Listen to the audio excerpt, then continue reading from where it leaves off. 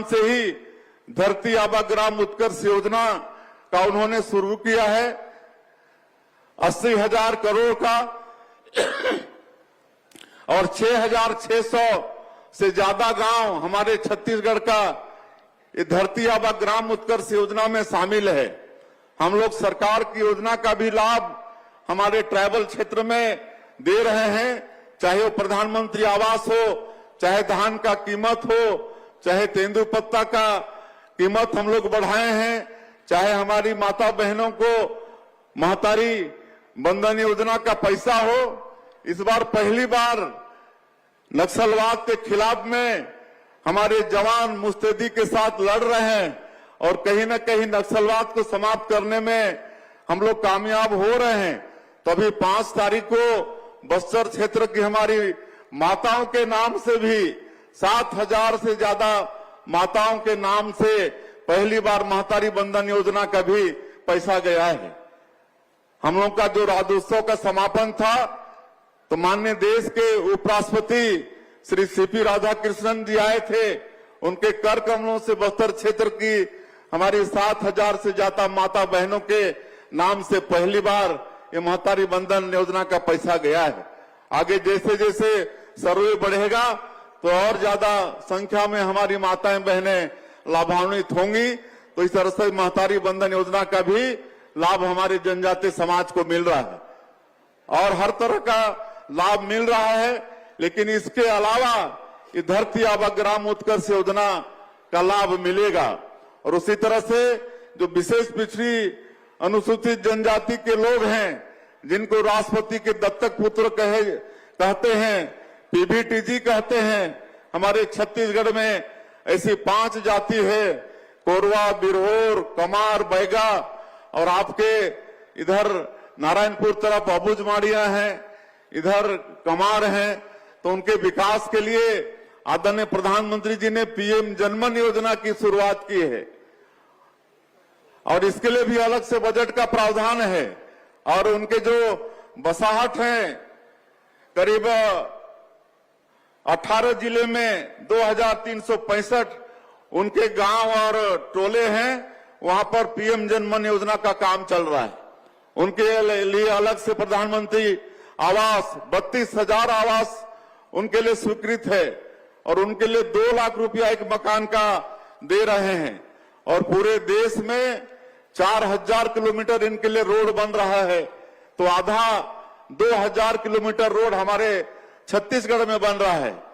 और हमारे प्रदेश में पीएम जनमन और धरती आबा ग्राम उत्कर्ष योजना का काम पूरे देश में 1 नंबर में चल रहा है। राष्ट्रपति महोदया ये दोनों काम के लिए, अच्छा काम करने के लिए अभी अभी हमारे प्रदेश को पुरस्कृत भी किए हैं। तो ऐसा काम हम लोग यहाँ पर हमारे जनजाति भाई लोगों के लिए, विशेष पिछड़ी जनजाति लोगों के लिए काम हम लोग ये सब कर रहे हैं। तो ये सब हम लोग को चिंता करने की आवश्यकता है। और आज बस्तर की जहां तक हम बात करना चाहें, आप सब लोगों को भी मालूम है कि अब नक्सलवाद अंतिम सांसें ले रहा है और हम लोग जो आत्मसमर्पण भी कर रहे हैं, बहुत अच्छा हम लोग नीति भी बनाए हैं, उसका भी परिणाम आ रहा है। और 2,000 से ज्यादा आत्मसमर्पण भी हुए हैं। उनको हम लोग स्किलिंग भी करा रहे हैं, रोजगार से जोड़ने का भी काम कर रहे हैं।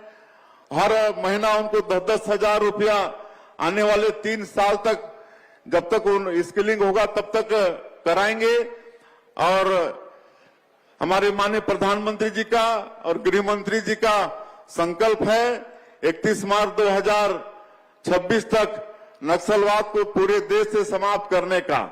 और ज्यादा हमारे छत्तीसगढ़ में ही ये थे, लेकिन डबल इंजन की सरकार के कारण हमारे जवान बड़ी मुस्तैदी से लड़ाई लड़ रहे हैं और माननीय प्रधानमंत्री जी और गृह मंत्री जी का संकल्प पूरा होगा, उसके बाद बस्तर में भी विकास की गंगा बहेगी।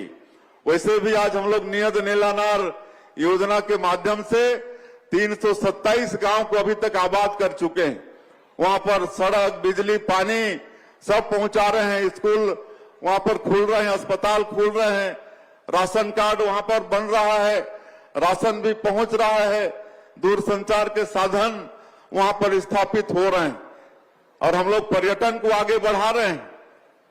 कहे कि पर्यटन की अपार संभावनाएं हमारे बस्तर में है और पर्यटन को हम लोग उद्योग का दर्जा भी दिए हैं और नई उद्योग नीति में भी हमारा बस्तर और सरगुजा संभाग को विशेष फोकस किए हुए हैं। इस क्षेत्र के हमारे बेटा बेटी कोई उद्यमी भी बनना चाहता है तो उनको विशेष प्रोत्साहन हमारी नई उद्योग नीति में है। 1 रुपया एकड़ में उनको उद्योग के लिए जमीन भी नई उद्योग नीति में हम लोग प्रावधान किए हैं। तो इस तरह से जनजातीय समाज के विकास के लिए हमारी ये सरकार वचनबद्ध है। मैं और यहाँ पर हम लोग बस्तर क्षेत्र में बस्तर ओलंपिक और बस्तर पंडुम जैसा कार्यक्रम भी पिछले साल भी चलाए। इस साल भी बस्तर ओलंपिक का काम खेल चल रहा है। पिछले साल 1,65,000 पंजीयन हुआ था बस्तर ओलंपिक में। इस साल करीब 3 लाख से भी ऊपर, 2 गुना से भी ज्यादा पंजीयन हुआ है और वो खेल चल। नमस्कार साथियों, अभी आपने हमारे माननीय मुख्यमंत्री विष्णु देसाई को सुने हैं। बड़ी तोहफा लेकर आ चुके हैं। छत्तीसगढ़ में किसानों को यहाँ पर जो बड़ी सौगात मिलने वाला है वो क्या है, वो बड़ी सौगात इस वीडियो में आपको जानकारी देंगे। सबसे पहले बात करें किसानों का जो है धान टोकन काटने को लेकर जो समस्या है और उनको ध्यान में जो कई सारे कमेंट आ रहे कि हम टोकन कैसे काटें।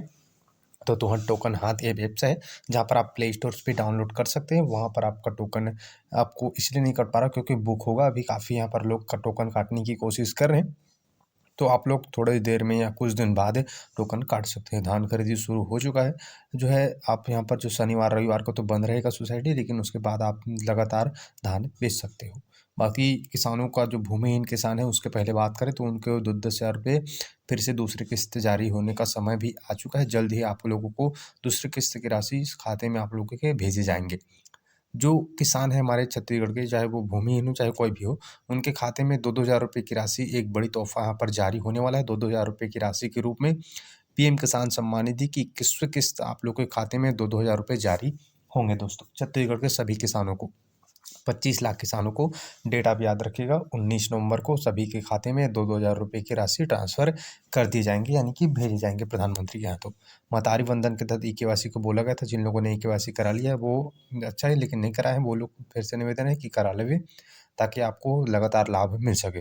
बाकी सरकार की तरफ से कोई भी आवास से जुड़ी जो योजना से जुड़ी कोई भी अपडेट आता है तो आपको इस चैनल के माध्यम से हम लगातार जो है अपडेट देते रहेंगे, जानकारी जो है देते रहेंगे। तो जिन लोगों ने हमारे चैनल को सब्सक्राइब नहीं किए होंगे उनसे निवेदन है कि हमारे चैनल को सब्सक्राइब कर लीजिए ताकि आपको हम लगातार अपडेट दे सकें।